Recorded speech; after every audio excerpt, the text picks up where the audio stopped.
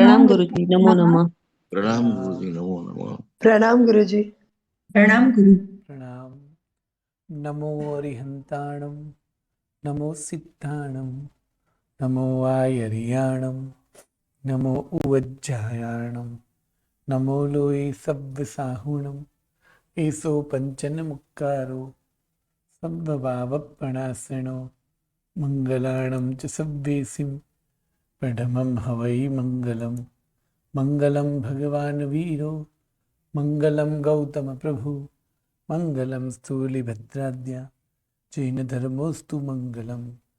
अंगूठे अमृत वसे, लब्धितणा भंडार, श्री गुरु गौतम समरिये, वंचित फलदाता।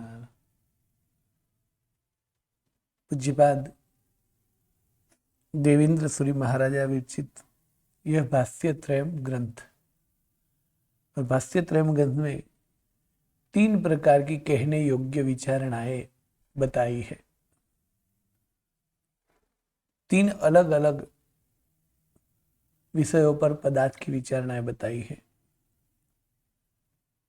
उमा स्वाति महाराजा तत्वार्थ सूत्र में कहते हैं कि सम्यक दर्शन ज्ञान चारित्राणी मोक्ष मार्ग, यानी सम्यक दर्शन ज्ञान और चारित्र की आराधना से मुक्ति की प्राप्ति है। एवं देव गुरु और धर्म यही तत्व है। और इस भाष्य त्रयम ग्रंथ में भी दर्शन ज्ञान और चारित्र एवं देव गुरु और धर्म की आराधना उपासना आदि कैसे की जाती है वो बताया है। चैत्यवंदन भाष्य में जिस तरह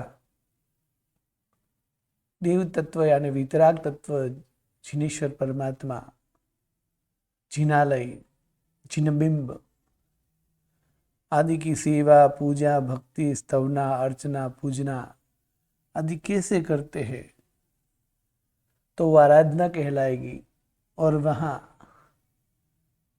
क्या करते हैं तो वो आसाधना कहलाएगी। उनका वर्णन किया।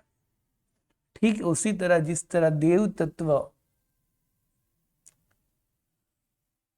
यानी सुदेव ऐसे अरिहंत प्रभु पूजनीय स्तवनीय वंदनीय आदि है, उसी तरह सदगुरु यानी सुगुरु भी पूजनीय वंदनीय आदि है।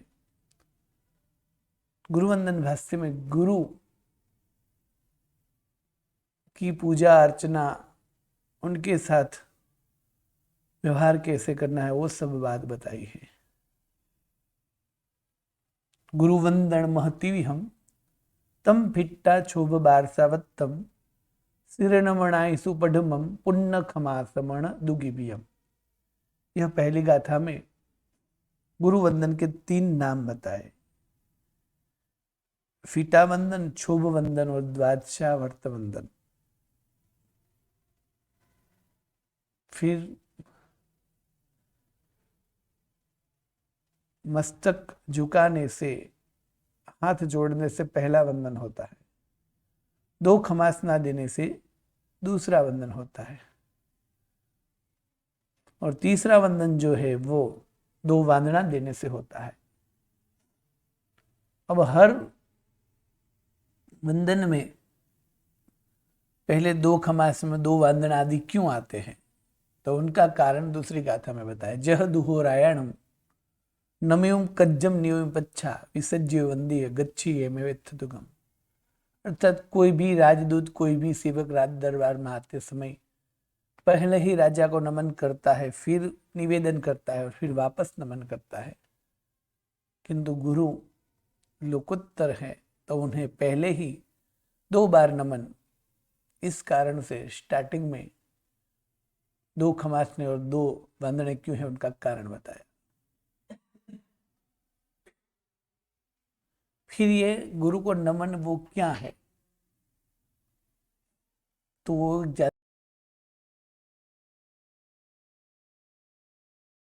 मुक्ति की प्राप्ति के लिए हमें क्या करना है तो गुणवान व्यक्ति की भक्ति करनी चाहिए। और गुणवान व्यक्ति की भक्ति कैसे होती है? तो उनकी स्तवना, उसकी पूजा, उसकी सेवा, उसकी भक्ति और उसको वंदन करने से होती है। और हमें उनके गुण भी आते हैं।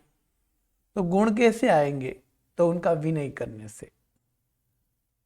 तो जो भी आचार हम गुणवान व्यक्ति के प्रति करते हैं, उनमें हमें उनके प्रति विनय भाव होना चाहिए, क्योंकि हर आचार का मूल विनय है। यानी कोई भी आचार जो है, वो आचार करने के बावजूद भी यदि उसमें विनय नहीं है उनके प्रति, तो गुण टिकेगा नहीं। तो सभी आचार का मूल विनय है। और ये विनय जीव को कैसे प्राप्त होता है? तो गुणवान की भक्ति करने से। और गुणवान की भक्ति के अनेक प्रकार में से एक प्रकार है उसको विधि पूर्वक नमन, प्रणाम, वंदना आदि करने से।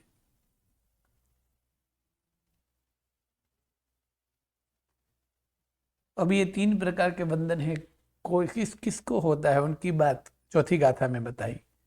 तय्यम तु छंदन दुगे तत्थमिहो आयमम शैल संगे बियम तु दंसणिने पैठियाणम च तय्यम तु।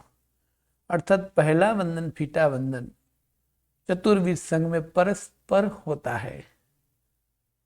मतलब कि श्राविका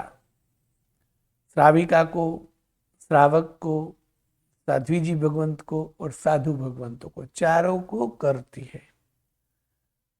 हाँ, साधु साध्वी को वंदन करते समय मत्थेण वंदामि बोलेंगे, और श्रावक श्राविका है तो प्रणाम, नमो नमः, नमन, ऐसे कोई शब्द बोलेंगे।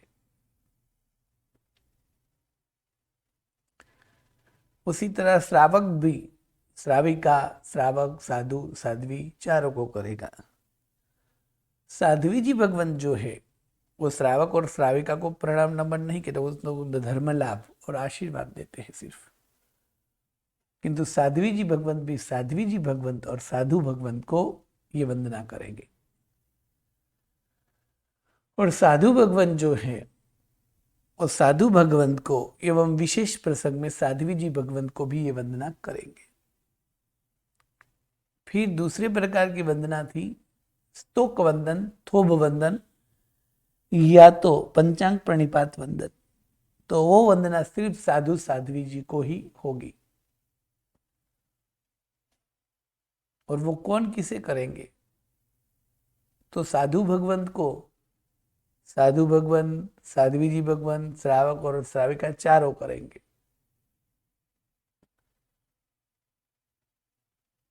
साध्वी जी भगवंत को तो साध्वी जी भगवंत को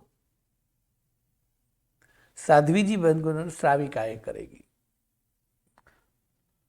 और तीसरा वंदन है द्वादशावर्त वंदन, 12 आवर्त वाला वंदन, यानी वांदना के द्वारा किए गया वंदन।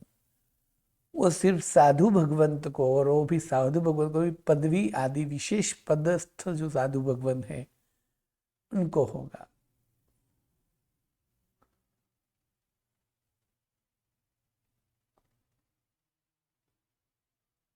फिर 5वीं और 6ठी गाथा में कहा कि इस वंदन, गुरु वंदन के ऊपर, गुरु के ऊपर उनके साथ कैसा व्यवहार आदि, भक्ति भाव आदि होना चाहिए, उन पर बड़े ग्रंथों में 9 द्वार बताए हैं। आवश्यक नियुक्ति आदि में वो 9 द्वार की 2 गाथा यहाँ उन आवश्यक नियुक्ति की भक्ति स्वरूप पूर्वाचार्यों को विनय स्वरूप यहाँ ये 2 गाथा बताई। वंदन ची की कम्मम पुआ कम्मम च विनय कम्मम च कायवम कस्सव केण वावी काहेव कै खुत्तो कई ओणयम कई सिरम कई हिम व आवस्सहिम परिशुद्धम कई दोष विप्पमुखम की कम्मम की सकी रही। ये दोनों गाथा में कौन से 9 द्वार विचारणा में बताए हैं पूर्वाचार्यों ने आवश्यक निरुक्ति में, इस भक्ति स्वरूप ये 2 गाथा लिखी। फिर 7, 8 और 9 गाथा, ये 3 गाथा में यह गुरुवंदन भाष्य में गुरुवंदन के ऊपर यानी गुरु के ऊपर कितने द्वार बताने वाले हैं देवेंद्र सूरी महाराजा, ये बताने के लिए उन्हें 22 द्वार और उनके उत्तर भेद कितने हो गए, ये बात इन 3 गाथा में बताई। पणनामा पणहरणा, अजुग्गपण जुग्गपण चौअदाया, चौदाय पण निसेहा, चौअणिसेहट्ठ कारणया, आवश्य मुहणंतय, तणुपेह पणिस दोष 32, 6 गुण गुरु ठवण दुग्गह, दूछवी सखर गुरु पणीसा, पय अडवन्न छठाणा, 6 गुरु वयणा आसायण तित्तीसम, दुवीह दुवीस दारेहिम, 4 बाण ओई ठाणा, 4 बाण ओई ठाणा। मतलब कुल 22 द्वार जो है वो कौन से और उनके उत्तर भेद जो है वो 492 कैसे हो गए, ये बात यहाँ बताई। उस 22 द्वार के नाम बताते हुए कहा कि इस प्रकार 22 द्वार है। वंदन के अलग अलग 5 नाम, मतलब वंदन के नाम 5 प्रकार से बताएंगे पहले द्वार में। उस 5 प्रकार के वंदन की कथा यानी दृष्टांत, 5 दृष्टांत, 5 कथा बताएंगे।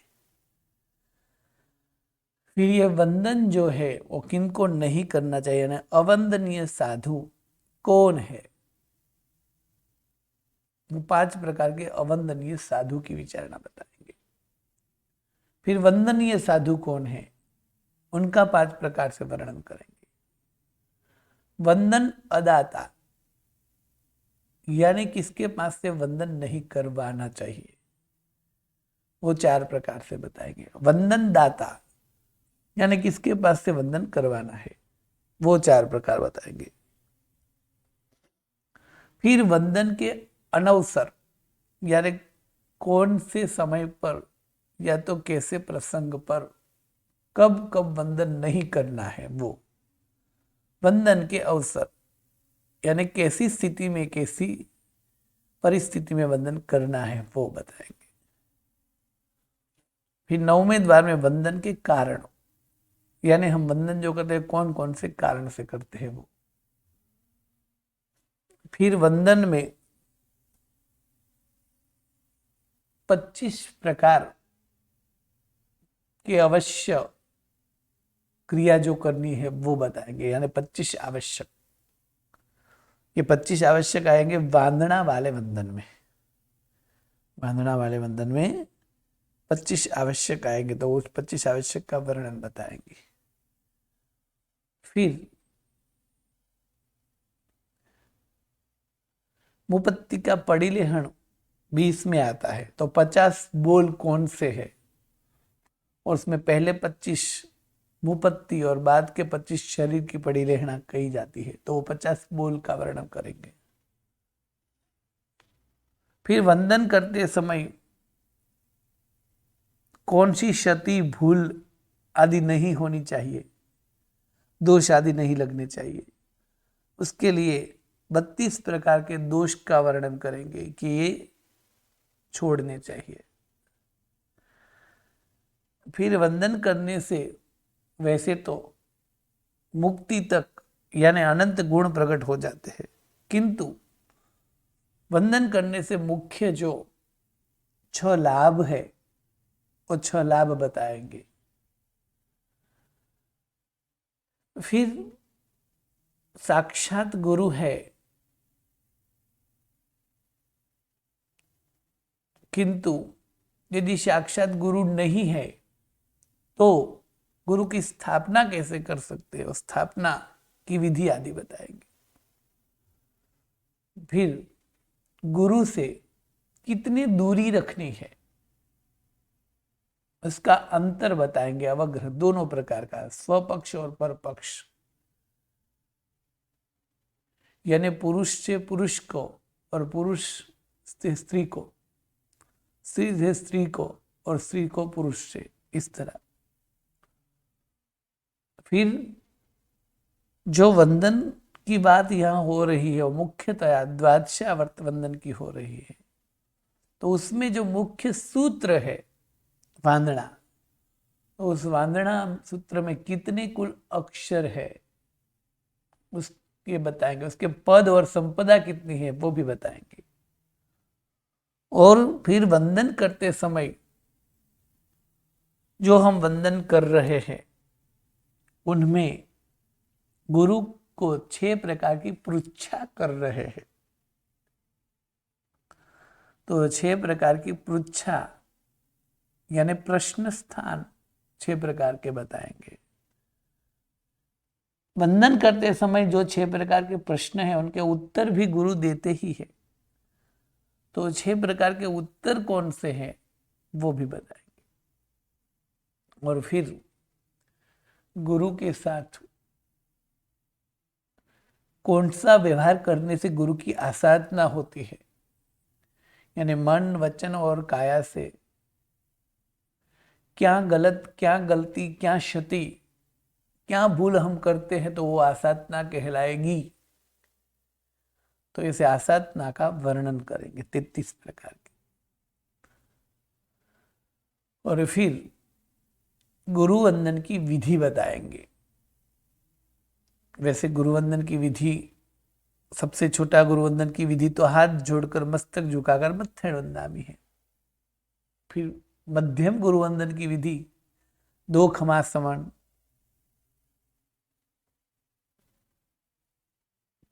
इच्छकार, वापस 1 खमासमण, अभूट्यो और 1 खमासमण।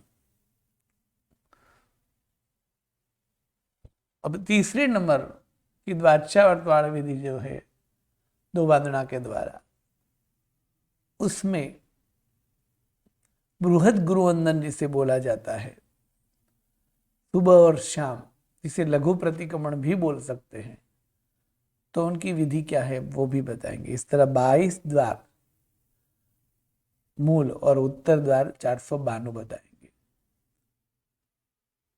अब उसमें सबसे पहले बात आई कि वंदन के विविध प्रकार के नाम। तो वंदन के विविध प्रकार के नाम की बात करते हुए बताया कि वंदन के मुख्य 5 नाम कह सकते हैं। वंदन कर्म, चिति कर्म, कृति कर्म, पूजा कर्म और विनय कर्म। जिसमें स्तवना मुख्य है उस क्रिया को वंदन कर्म बोला जाता है। जिसमें उपधि आदि का संचय और उपधि सहित सब क्रिया मुख्य बताई जाती है, उसे चिति कर्म कहा जाता है। मोक्ष हेतु गुरु को नमन एवं सुख साता आदि जो पूछते हैं उसे कृति कर्म कहा जाता है। गुरु के साथ मन वचन काया की कोई भी शुभ आचरणा उसे पूजा कर्म कहा जाता है। और गुरु के प्रति विनय आदि की प्रवृत्ति, खड़े होना आदि की प्रवृत्ति, वो विनय कर्म कहा जाता है। तो इस तरह गुरुवंदन के 5 नाम हैं और वो 5 प्रकार की क्रिया द्रव्य और भाव से होती है। यदि उसमें अंतर का भाव नहीं है, वो करने से मेरे कर्म कटते हैं, वो भाव नहीं है, एवं जिन्हें कर रहे हैं वो गुरु के प्रति गुणानुराग भाव नहीं है, तो सब द्रव्य होगा। और यदि उपयोग पूर्वक, ध्यान पूर्वक एवं भाव सहित करेंगे तो ही वो भाव क्रिया होगी। और इन पर दूसरे द्वार में 5 कथा बताई। वंदन कर्म में शीतलाचार्य की, जिन्होंने उस केवल ज्ञानी ऐसे भाणिज मुनि को प्रणाम, वंदना, स्तवना आदि कही पहले, किंतु भाव से नहीं की, क्योंकि उनको पता नहीं कि केवली है। तो पहले द्रव्य हुआ, फिर जब उन्हें पता चल गया कि केवल ज्ञानी है तो भाव विभोर बनकर की वो भाव वंदना हुई।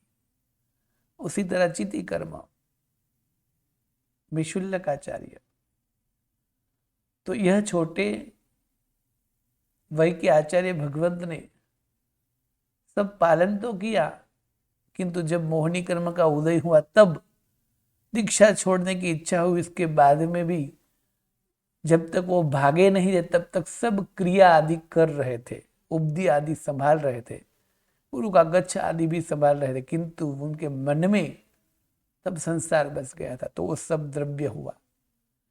फिर वापस प्रायश्चित लेकर जो भी किया वो सब भाव हुआ। उसी तरह गुरु को नमन एवं सुख साता पूछने के लिए कृष्ण महाराजा और विरक्त साल्वी दोनों गए।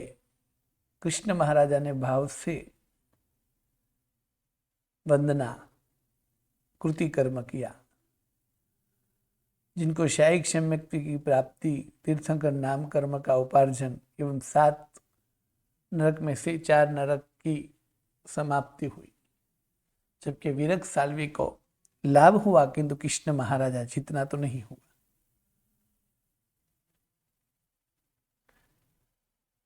फिर पूजा कर्म में 2 राजसेवक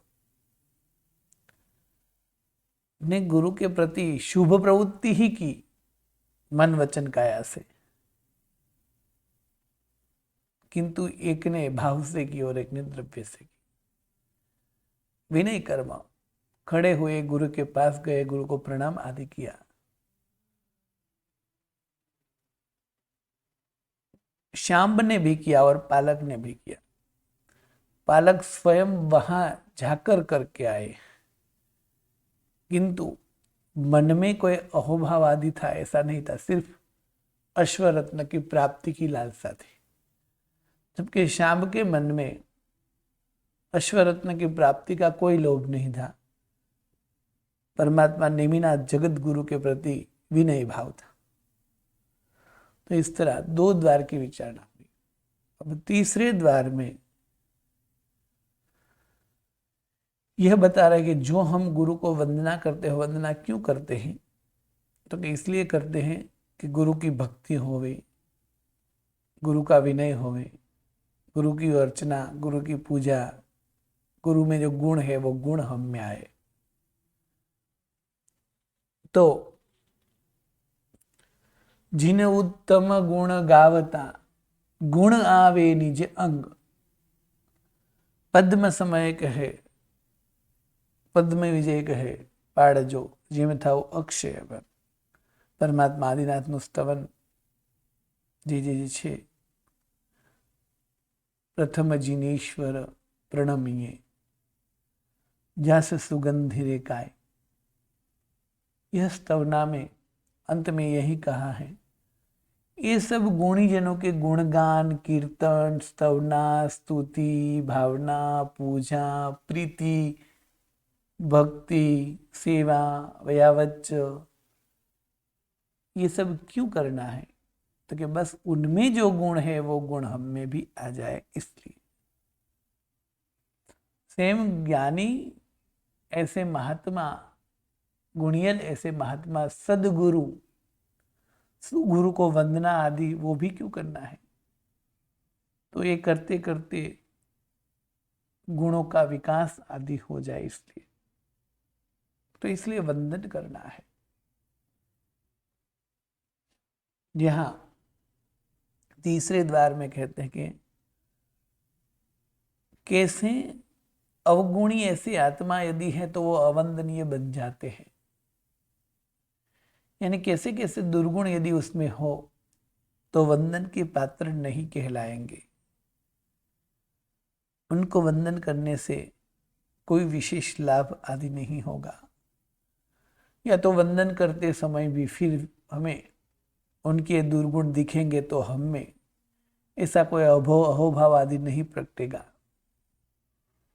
तो इसलिए ऐसे अवंदनीय जो है उनका वर्णन करते कहते हैं इससे दूर रहना है।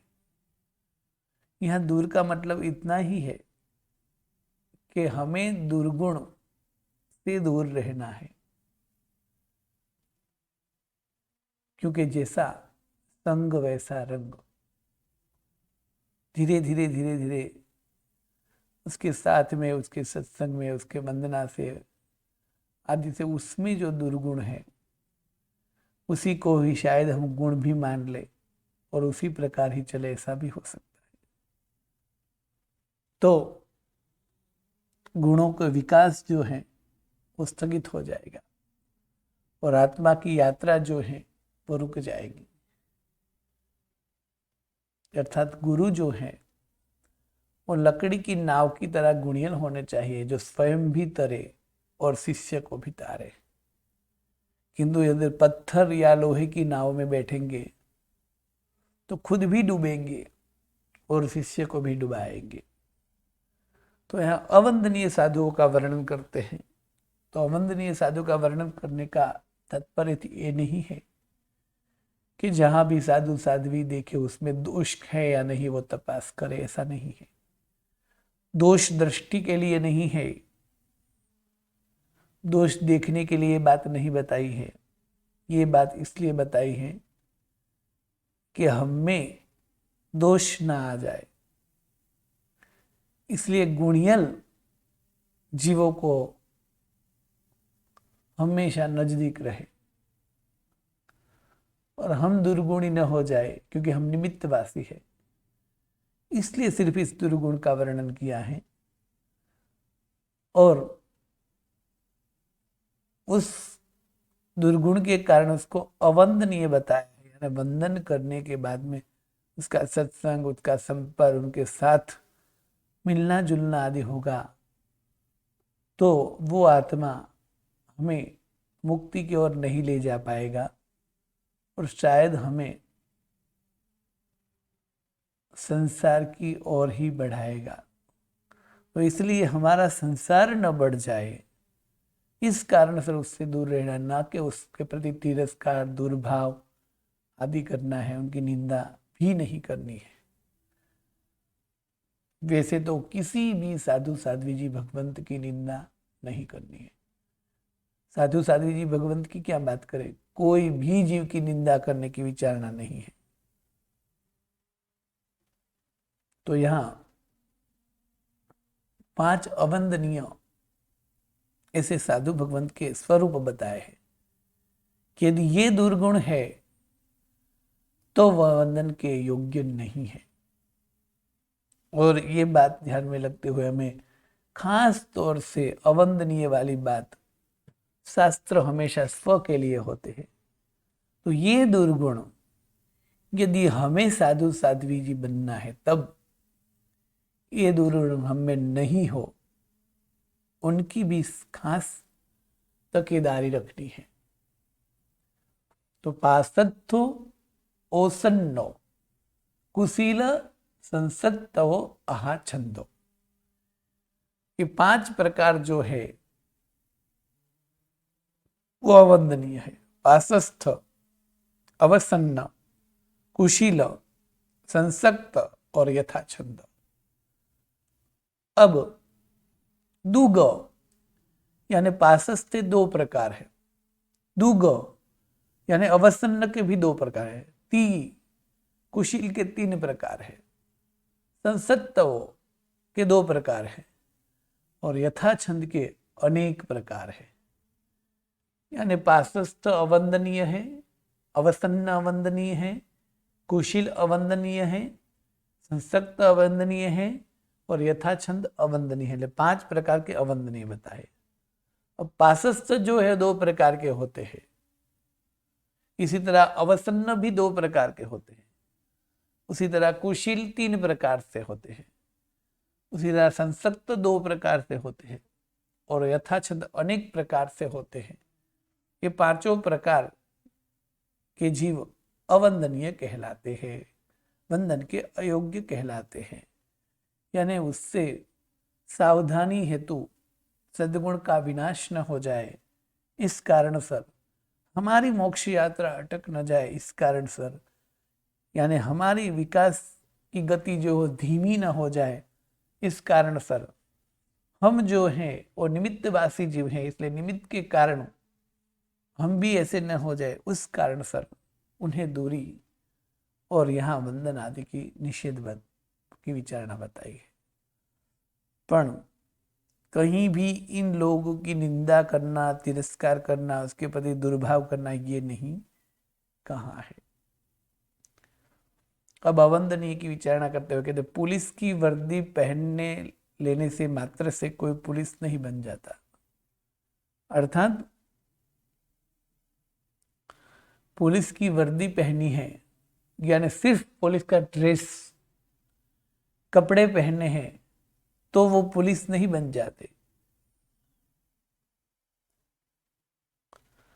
और सिर्फ कपड़े पहनने से उनको लाठी चार्ज या गोली चलाना या किसी को जेल में डालना या किसी को कैद करना, किसी को गिरफ्तार आदि करना, वो अधिकार नहीं मिल जाता है।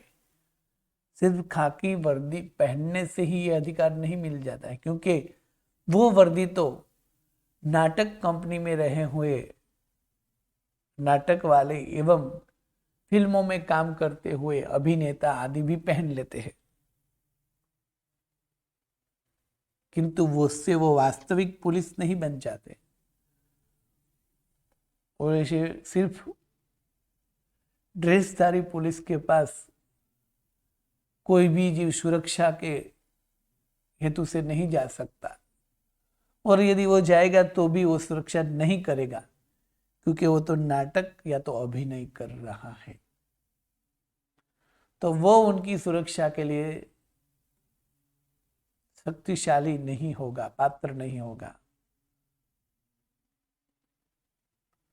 तो यहां कहते हैं कि सिर्फ पुलिस का वेश पहनने से वास्तव में कोई पुलिस नहीं बन जाता, उसी प्रकार सिर्फ साधु का वेश पहनने से कोई साधु नहीं बन जाता, उसमें साधुता भी होनी चाहिए, यानी साधुता जरूरी है।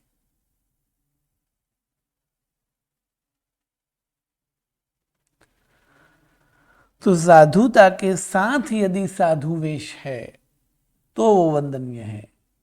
यानी पुलिस के जो अधिकार है या तो पुलिस की जो जिम्मेदारी है यानी पुलिस की जो जवाबदारी है, वो जवाबदारी वाले गुण एवं वो वर्दी जो पहनी है तो वो योग्य है। उसी प्रकार यहाँ साधुता के साथ साधु वेश है तो वो वंदनीय है, किंतु साधुता के अभाव में सिर्फ और सिर्फ केवल वेश ही है तो उनके सत्संग से, उनकी भक्ति, उनकी अर्चना आदि से लक्ष्य की सिद्धि नहीं हो सकती। वैसे कई घटनाओं में सिर्फ वेश भी विशेष लाभकारक या फायदाकारक बना है, किंतु ऐसे कोई एक दो उदाहरण से ये जो है वो मुख्य मार्ग नहीं बन जाता। तो इसलिए कहा जहां सिर्फ साधुता न हो किंतु वेश हो, और उनमें 5 प्रकार का वर्णन किया, यदि ये दुर्गुण इसमें हो तो द्रव्य साधु है, भाव साधु नहीं कहलाएगा, उसमें साधुता नहीं टिकेगी, तो वो अवंदनीय है।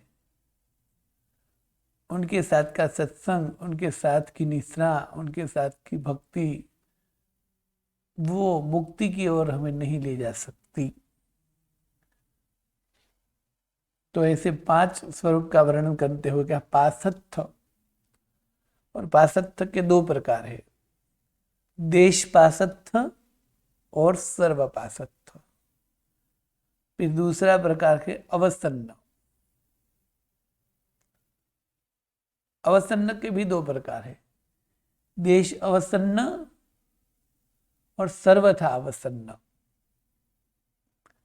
तीसरा प्रकार है कुशील। उनके तीन तरह का, ज्ञान कुशील, दर्शन कुशील और चारित्र कुशील। फिर चौथा प्रकार है संसक्त। उनके भी दो प्रकार, संक्लिष्ट संसक्त और असंक्लिष्ट संसक्त।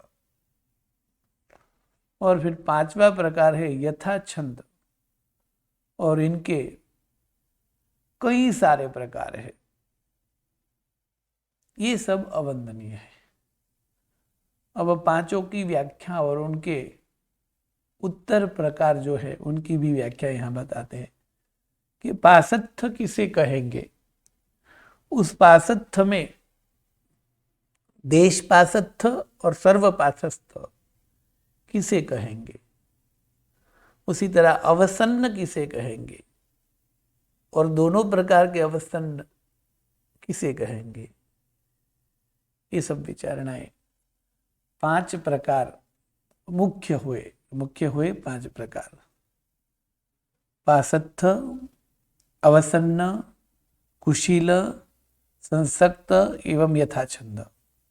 फिर उनके उत्तर भेद गिनेंगे तो पासत्थ के दुग यानी 2, अवसन्न के दुग यानी 2, 4, कुशील के 3 यानी 7 और संसक्त के 2 यानी 9 और यथाछंद के अनेक।